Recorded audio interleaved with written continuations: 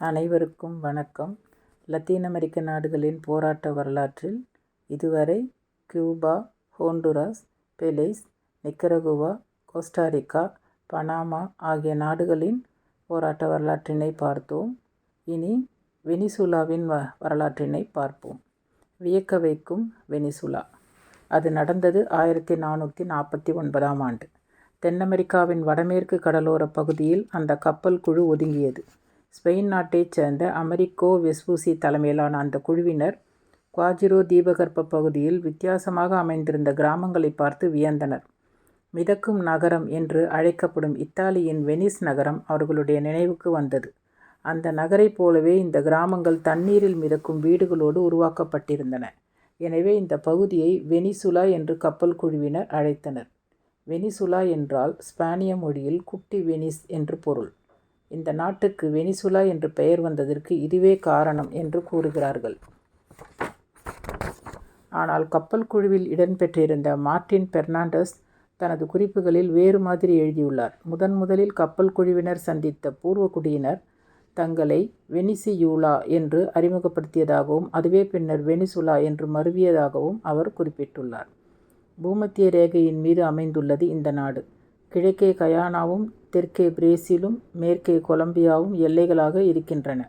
வடக்கே கரீபியன் கடற்கரையை தாண்டி Trinidad, Tobago, Grenada, Saint Lucia, Barbados, Curacao, Bonaire, Aruba, Saint Vincent, Grenadines, Leeward Antilles ஆகிய தீவுகள் அமைந்துள்ளன.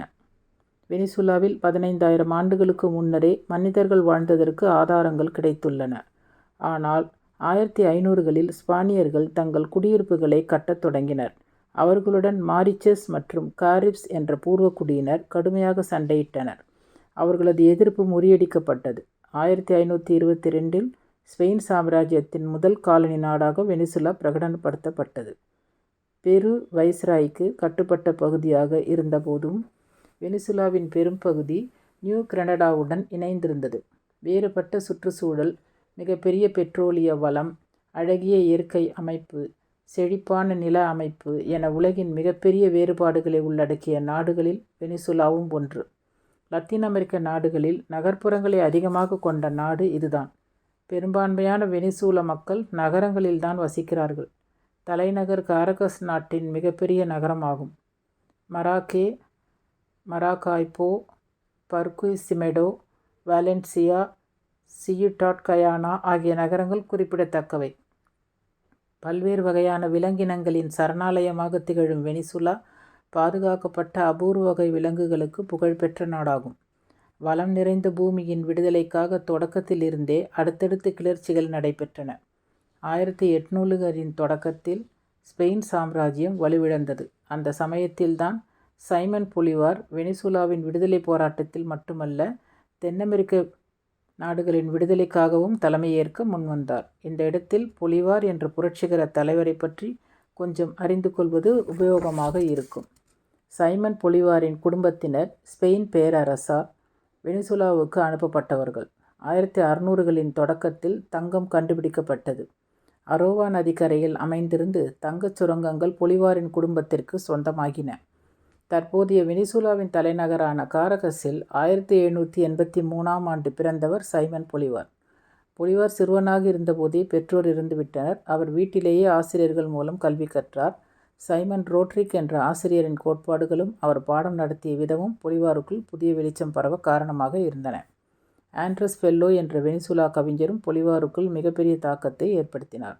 1799ஆம் ஆண்டு மேற்படிப்புக்காக ஸ்பெயின் சென்ற பொலிவார் 1802இல் மரியா என்ற பெண்ணை திருமணம் செய்து கொண்டார். 1803ஆம் ஆண்டு வெனிசுலா திரும்பிய போது மரியா நோய்வாய்ப்பட்டு இறந்தார். அதைத் தொடர்ந்து மீண்டும் ஸ்பெயின் சென்ற பொலிவார் நெப்போலியனின் சாம்ராஜ்யம் சரிவதைக் கண்டார்.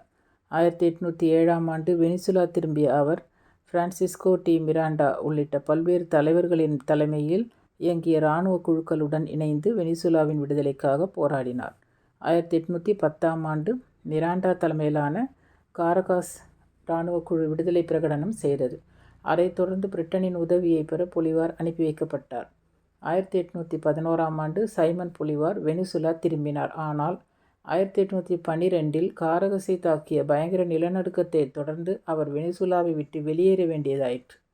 விடுதலை பிரகடனம் செய்த மிராண்டா அந்த ஆண்டு ஜூலை மாதம் ஸ்பெயின் இராணுவத்திடம் சரணடைந்தார். அதையடுத்து பொலிவார் கார்டெஜனா இண்டியாஸ் பகுதிக்கு தப்பிச் சென்றார். அந்த சமயத்தில்தான் அவர் தனது புதிய அரசியல் சட்டத்தை வடிவமைத்தார்.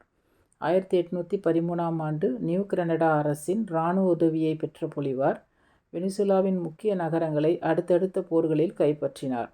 அந்த ஆண்டு ஆகஸ்ட் மாதம் 7ஆம் தேதி தலைநகர் காரகஸை கைப்பற்றினார். அதைத் தொடர்ந்து இரண்டாவது முறையாக குடியரசு அமைக்கப்பட்டது. அது பல மாதங்கள் வரை நீடித்தது.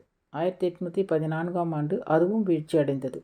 ஆனால் தனது படைபலத்தை பெருக்குவதற்கு பல்வேறு நாடுகளுக்கு சென்று உதவிகளை பெறுவதில் பொலிவார் வெற்றி கண்டார்.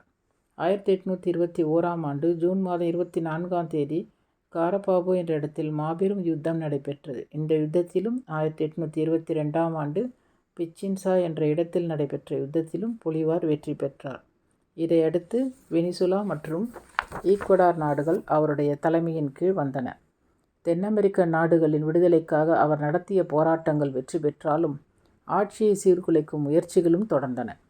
குடியரசை காப்பாற்றும் முடிவுக்கு வந்த அவர் 1930ஆம் ஆண்டு அதிபர் பொறுப்பிலிருந்து விலகி ஐரோப்பா செல்ல விருப்பம் தெரிவித்தார். ஆனால் அதற்குள்ளாகவே அவர் மரணமடைந்தார். அப்போதிருந்து வெனிசுலாவில் நிலையற்ற அரசுகள் மாறி மாறி வந்து போயின. அவ்வளவும் இராணுவ அரசுகள். 19ஆம் நூற்றாண்டின் எஞ்சிய பகுதி முழுவதும் பொலிவாரின் குடியரசு முயற்சி பந்தாடப்பட்டது. 20ஆம் நூற்றாண்டின் தொடக்கத்தில் இராணுவத்தின் கட்டுப்பாட்டில் வெனிசுலா வந்தது. அமெரிக்காவின் அடிவருடிகளே ஆட்சி பொறுப்பில் அமர முடிந்தது. முதல் உலகப் போரின் போது வெனிசுலாவின் ஏராளமான எண்ணெய் வளம் இருப்பதை கண்டறிந்தனர். பிறகு அமெரிக்காவும் ஐரோப்பிய நாடுகளும் சும்மா இருக்குமா? சுரண்டல் தொடங்கியது. இராணுவ அரசுக்கு ஆயுதங்களை வழங்கிவிட்டு எண்ணெய் வளத்தை தங்கள் இஷ்டத்திற்கு கொள்ளையடித்தன.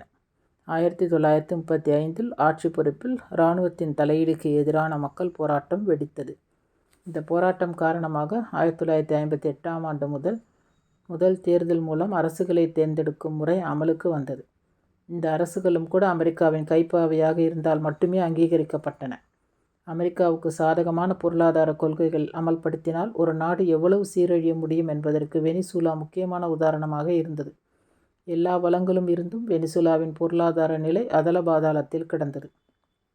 1980களில் அரசும் தனியார் நிறுவனங்களும் வைத்திருந்த வெளிநாட்டு கடன் சுமை தாங்க முடியாத அளவுக்கு அதிகரித்தது. இதன் காரணமாக வெனிசுலாவின் நாணய மதிப்பை வெகுவாக குறைக்க வேண்டியதாயிற்று. விளைவு, மக்களின் வாழ்க்கை தரம் மலமளவென்று சரிந்தது. ஏராளமான பொருளாதார கொள்கைகள் அறிமுகப்படுத்தப்பட்ட அவ்வளவும் தோல்வி. அரசாங்கத்திலும் சமூகத்திலும் ஊழல் மலிந்தது. நாட்டின் மீது பற்று கொண்டவர்கள் ஆட்சிக்கு வர முடியாத நிலை ஏற்பட்டது. நாட்டில் ஏற்றத்தாழ்வு அதிகரித்தது. ஊழல் தலைவிரித்தாடியது. புரட்சிகர குழுக்கள் ஆட்சியை கைப்பற்றும் முயற்சியில் ஈடுபட்டன.